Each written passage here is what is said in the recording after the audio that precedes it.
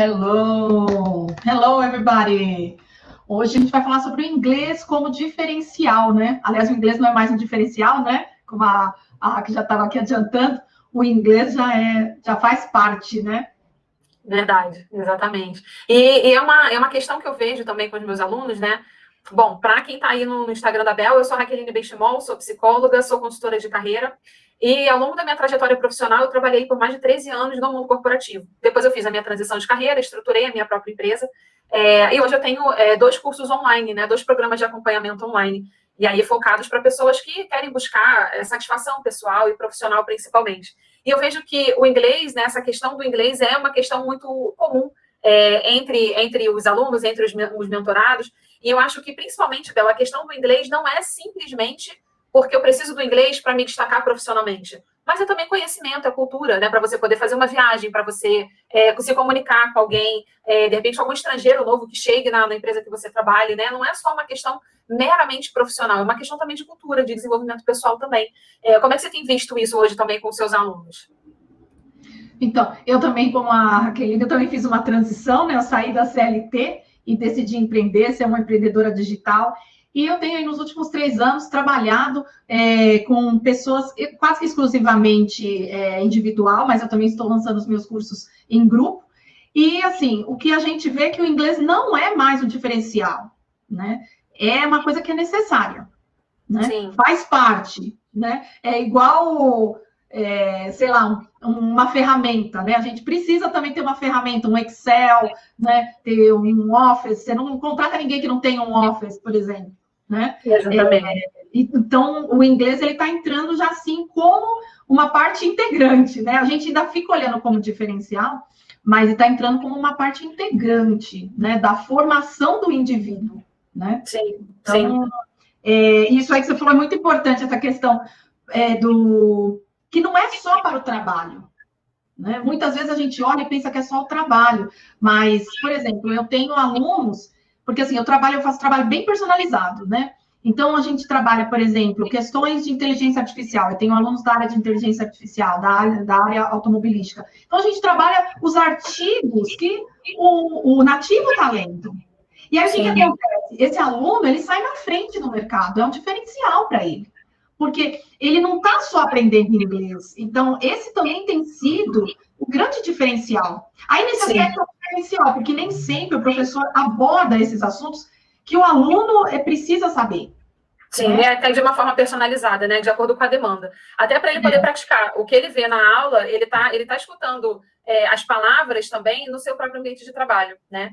E bem, uma coisa que a gente precisa levar em consideração é que o adulto, ele aprende de uma forma diferente da criança, por exemplo, né? Então, a criança, desde novinho, você já pode colocar no colégio bilíngue, porque o cérebro ali da criança, o entendimento da criança é como se fosse uma esponja, né? Vai absorver. Agora, para o adulto aprender um novo idioma, até por conta da conversação também, a fala, tem alguns fonemas, né, que se você não desenvolve lá atrás, fica mais difícil você desenvolver agora. Como é que é essa questão da aprendizagem para o adulto, né? Aprender o inglês para o adulto? Porque eu acho que vem daí também muita trava. Tem a questão da crítica, mas eu não falo fluentemente, não falo perfeitamente, então eu nem vou falar porque eu não quero errar. Tem essa questão da crítica, né? E tem a questão também do próprio aprendizado mesmo, das nossas conexões neurais, né? Como é que essa questão é abordada no desenvolvimento da linguagem? A gente não trata o adulto como criança, né? Porque nós não vamos conseguir retroceder para fazer com que ele aprenda da mesma forma que a criança, né? É diferente. Então, aí é pedagogia, né? Sim. A pedagogia trata das crianças. O adulto é a andragogia, então é o ensino para adultos, né? Então, o adulto, ele tem pressa de aprender. Então, quando eu trabalho uma coisa relevante, como no caso, eu trabalho muito próximo daquilo que ele realmente precisa para o trabalho. Então, isso é relevante para ele, porque ele não pode fazer curso que seja curso de 10 anos, que nem uma criança. Ele faz inglês, ele começou com 8 anos, hoje ele tem 18, ele se formou. Só que ele é criança. A criança não tem, assim, essa pressa. O adulto tem essa pressa. Então, a primeira questão aí do adulto é a questão da pressa, né? Eu não posso fazer cursos eternos. O nosso aprendizado é contínuo, né? Porque a gente trabalha um lifelong learning, e no inglês não é diferente. Porém, a gente não trata o adulto com aqueles cursos de 10 anos de curso de inglês, não. Até porque acompanha a escola também, né? Então, tudo bem levar 10 anos. Né? Agora, para o adulto, realmente, de repente pintou alguma oportunidade, é uma questão de promoção, ele precisa se destacar, né? Então, é numa outra velocidade, né? Verdade. E aí, assim, trazer uma motivação, porque a motivação da criança são os pais, né? Os pais colocam e falam, você vai fazer. Sim. O pai que motiva, né? Agora, um adulto, eu tenho que trabalhar mais próximo daquilo que ele já faz no dia a dia dele, que é para motivar, que é para ele ver um resultado. Porque, assim, por exemplo, essas discussões, as coisas que a gente faz em aula, é muito gostoso que depois o aluno fala assim, nossa, eu vou passar esse texto para o meu chefe ler, ele precisa ler. Aí ele fala assim, nossa, você acredita que eu usei isso que você deu na aula, eu usei em tal situação? Então, ele vê relevância, então isso motiva ele. Sim, E eu acho que a outra motivação também é a questão financeira, né? Tem a questão do cargo, tem a questão financeira, né? Porque tem um aumento de salário, né? Tem maior visibilidade, de repente até oportunidade de uma carreira internacional. Então, são outras motivações também que vão abrindo o leque de opções para esse adulto vir no desafio de aprender um novo idioma, né? Eu acho que também vai nessa linha também, né? Já está mais amadurecido profissionalmente, já tem questão de posicionamento, tem até questão de vaidade, de status. E aí vai se conectando, né? Caramba, agora eu tenho que aprender isso aqui. É mais ou menos assim também, né? Mas você sabe que eu acho que uma coisa que sobrepassa essa questão até do financeiro é a realização pessoal. Sim. Porque muitas pessoas, né, que eu vejo assim, elas falam para mim, puxa, eu já aprendi tudo, eu só não aprendo inglês. Porque, assim, para ela fica aquela lacuna, né? Então, entra muito mais, às vezes até passa o financeiro, né? Ou está junto com o financeiro, mas essa realização de aprender, de falar, nossa, eu aprendi, eu desenvolvi, assim, é incrível, né? É verdade, é verdade. E cada um tem uma motivação diferente, né? Somos diferentes e que bom que somos diferentes e as nossas motivações também elas vão variando. Faz todo sentido essa questão também pessoal. E hoje, Bel, como é que os alunos eles se desenvolvem? Assim, a maioria te procura justamente por conta de aconteceu alguma situação na empresa e preciso de um desenvolvimento, ou então, de repente, surgiu uma oportunidade, eu quero. Como é que surge esse movimento? Assim, o que você percebe? Até porque eu acho que hoje a gente vive um momento diferente no mercado de trabalho, né? Muitas demissões aconteceram por conta desse momento pandêmico que a gente vive. Eu acho que deu um clique na cabeça das pessoas no sentido de eu preciso começar a trabalhar, encontrar alguma coisa para trabalhar por propósito, né? Alguma coisa que de fato eu goste. Porque eu não gosto, que não faz sentido, eu acho que as pessoas estão se desconectando. Né? E se conectar com o inglês pode ser uma questão de, não, agora eu quero me conectar com, de fato, faz diferença para mim, para minha vida. Você tem percebido esse movimento com seus alunos? Como é que tem sido isso? Então, ocorriam dois movimentos, né? Que é aquele que quer conquistar uma nova oportunidade e aquele que quer manter o que ele tem. Isso antes da pandemia. Só que o terceiro público, que é assim, aquele público que foi o que você falou, eu pensar no meu propósito, eu pensar assim nos meus sonhos. Então, começaram a entrar pessoas mais velhas no meu canal, né? Começaram a me seguir, começaram a ter aula comigo, a me procurar. Então, pessoas que estão assim, eu quero viajar, mas eu quero ter a minha boca para falar. Isso é legal, olha que então, bacana. Apareceu um terceiro público, né? Que está casando muito com o que está se falando, né? A respeito dos 50 a mais, dos 60 a mais, né? Das pessoas mais maduras, voltando ao mercado de trabalho, sendo mais aceita, né? Então, surgiu depois da pandemia esse terceiro movimento aí. E muitas mulheres, viu? Não sei o seu público aumentou de mulheres? Como aumentou. Que é explicado? Aumentou, realmente. Boa observação. Eu sempre atendi muitos homens. Não sei se é alguma questão da minha comunicação, assim, a minha logo que é azul, eu não sei o que é. Mas eu sempre atendi muitos homens. Sempre, sempre. Sempre, assim, para o programa de acompanhamento, para a própria consultoria, para a consultoria mais cirúrgica, né, mais pontual, que é a questão de revisão de currículo, de LinkedIn, enfim. O público, a maioria realmente sempre foram os homens. Mas as mulheres, sim, aumentaram muito. E aumentaram num pensamento de segunda carreira, sabe? Exatamente, de novo, essa questão do propósito. Para fazer uma transição? Uma segunda carreira para depois deixar a outra e ficar... assim, até pensando numa renda extra, e pensando depois faz a transição em paralelo e depois para poder seguir realmente o que quer fazer. Justamente porque essa necessidade de equilíbrio de vida pessoal e vida profissional, ela está mais latente. Então, as pessoas elas estão procurando mais, assim, o que eu gosto de fazer, o que eu quero fazer, o que, de fato, está ligado com a minha essência para eu poder fazer, como que eu faço essa transição, né? Então, agora aumentou muito o número de mulheres também, pensando nessa questão da empregabilidade, né? E foi até um post que eu fiz recentemente no meu Instagram, que você até comentou, né, do filme, o Self-Made, aquela minissérie, né? Self-Made. Gente, que série espetacular. Se vocês não assistiram ainda, assistam. Tem no Netflix, Self-Made. É uma história belíssima de uma mulher empreendedora e que tem a marca dela aí já há séculos, né? E é uma história muito bacana que realmente conecta, né, com os nossos propósitos, com os nossos sonhos, principalmente, a dificuldade que a mulher tem de se colocar no mercado de trabalho e conseguir vencer, conseguir caminhar, até porque a gente tem diversos papéis, né, não tem somente o papel profissional, né, tem o papel de mãe, de mulher, de esposa, né, e por aí vai mais também, além do profissional. Então, realmente é mais pesado, né, para a mulher. E ainda assim, descobri que eu preciso aprender inglês, né? Eu quero aprender inglês porque vai ser bom para mim, vai ser bom para o meu desenvolvimento, vai ser bom para o meu posicionamento na minha empresa, né? Enfim, se eu quiser fazer alguma viagem, eu quero falar, eu quero pedir, né? Então, isso é bem legal também por conta do posicionamento feminino também. Então, eu acho que você vê o comportamento do consumidor de uma forma geral, ele vai se conectando, né? É o momento que a gente vive, são as escolhas que os profissionais estão fazendo em relação a estudo, em relação ao desenvolvimento. Então, acho que tá tudo bem, tá bem conectado. Realmente, assim, tem aparecido mais mulheres, sim. E para você, como é que tem sido? Tem sido mulheres também, mas e idade? Estou curiosa para saber da idade. Idade varia, assim, tem de 30 mais, mas tem mudou? 40 mais. Mas mudou? Não. Os homens realmente são mais velhos. São mais velhos. Mas as mulheres, assim, nessa faixa de 30 a 40. Eu mudou, assim, essa questão de seguir, assim, sabe? Tipo, hoje, quase 80% das pessoas que me seguem nas redes são mulheres. Chegou uma pergunta aqui do LinkedIn do Carlos, que ele está assistindo a gente. Raqueline, 2 perguntas. Qual a melhor forma de fazer essa transição? Carlos, para mim, a melhor forma de fazer a transição de carreira é em paralelo. Então, se hoje você está trabalhando e você já identificou que esse não é o lugar que você quer ficar, tá tudo bem. Agora é você montar a sua estratégia para você poder fazer a sua transição. Lá no meu canal no YouTube, tem vários vídeos explicando esse passo a passo, os pilares que você tem que seguir, porque você precisa pensar na sua nova profissão. Tem algum conhecimento novo que você precisa aprender? Você precisa conversar com alguém? Tem alguma habilidade que você precisa desenvolver? Qual que é a sua motivação para você poder fazer esse movimento? E como é que está a sua organização financeira para você fazer esse movimento? Então, preenchendo esses pilares, você consegue fazer suas micro e macro metas para o seu movimento de transição, entende? Então, lá no YouTube tem bastante vídeo falando sobre isso. Então, para mim, a melhor forma é fazer em paralelo. E qual a aceitação do mercado para a nova função? Isso você tem que fazer uma pesquisa de mercado. Então, qualquer transição, qualquer movimento de carreira que você faça, você tem que pensar em 3 coisas. Os seus interesses, tá? As suas habilidades e a demanda do mercado.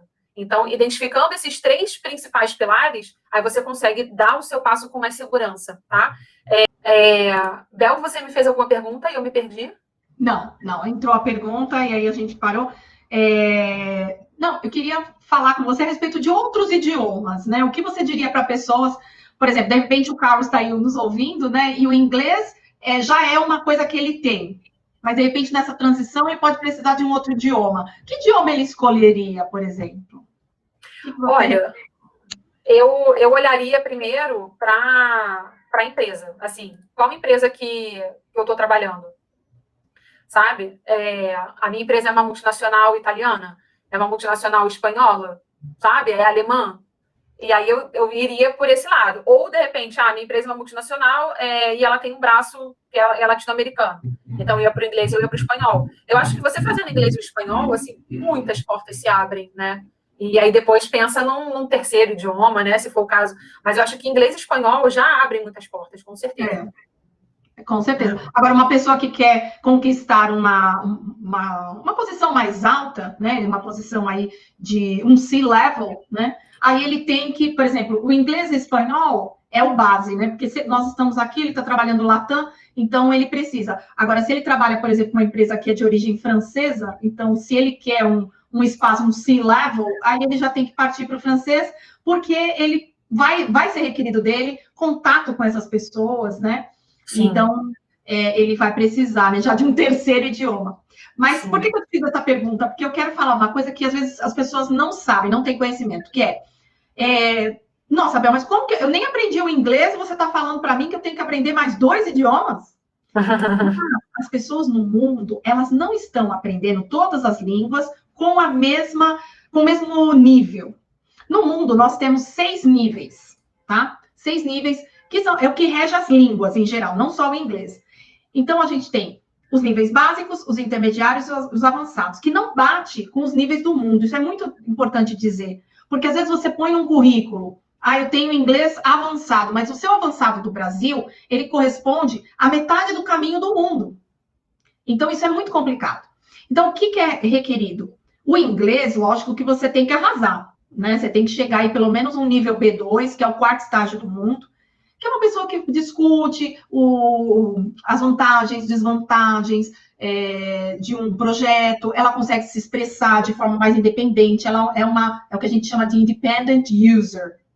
Agora, por exemplo, às vezes o espanhol, ele vai ser um B2, porque ele precisa para uma ligação, para fazer uma conversa fiada com alguém no almoço de negócio. Às vezes não é exatamente a língua base, né? Assim como o francês. Então, lógico, você pode atingir a proficiência em todos eles, mas às vezes você vai precisar mais de um, menos de outro, e daí você vai adequando aquilo que é a sua necessidade, né? Porque muitas vezes as pessoas acabam se desesperando, então você precisa entender o quanto que você precisa do inglês. Então, isso eu tenho falado muito para os meus alunos, né? Os meus mentorados, porque às vezes a pessoa fica, eu quero ser tal coisa, mas vamos pensar, a sua empresa, qual que é a necessidade? Qual que é a necessidade hoje? Vamos pensar no hoje, tá?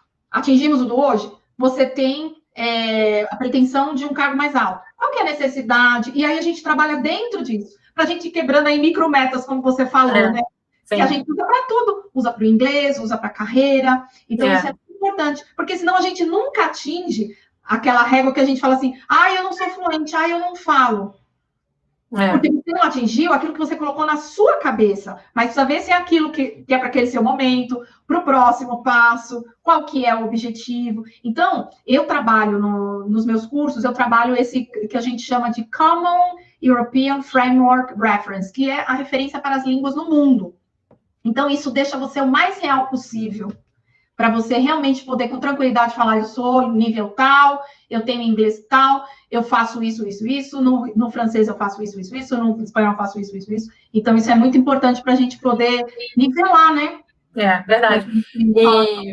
E um ponto que você falou interessante, eu gosto de aplicar uma ferramenta chamada grade de prioridades. Em qualquer processo de coaching de carreira que eu faça, e dentro também do meu programa de acompanhamento. Então, a grade de prioridades é uma matriz que ela pergunta para você qual o resultado que você vai ter no curto e no longo tempo, né? E o que você tem que fazer agora, né? No médio, no curto e no longo prazo. O que vai te trazer mais resultado? Então, é tempo e resultado. Essa é a matriz de prioridade. Por quê? Muitas vezes, a pessoa ela fica na dúvida se ela faz uma pós-graduação ou se ela faz inglês. Então, assim, quanto tempo ela vai demorar para fazer uma pós-graduação? Quanto tempo ela vai demorar para fazer um curso de inglês? Se ela fizer uma aula VIP, se ela tiver no 1 a 1 ali com o professor, é muito mais rápido. Eu já fiz aula VIP, é muito mais rápido, muito mais rápido. E olha que minha mãe me colocou para fazer inglês quando eu tinha 9 anos de idade. Então, eu fiz CCAA a minha vida inteira. Eu também fiz CCAA. Pois e ali você precisa pensar nisso. Então, assim, o tempo, administrar o tempo, né? Então, o que vai ser mais rápido? O inglês ou a pós-graduação?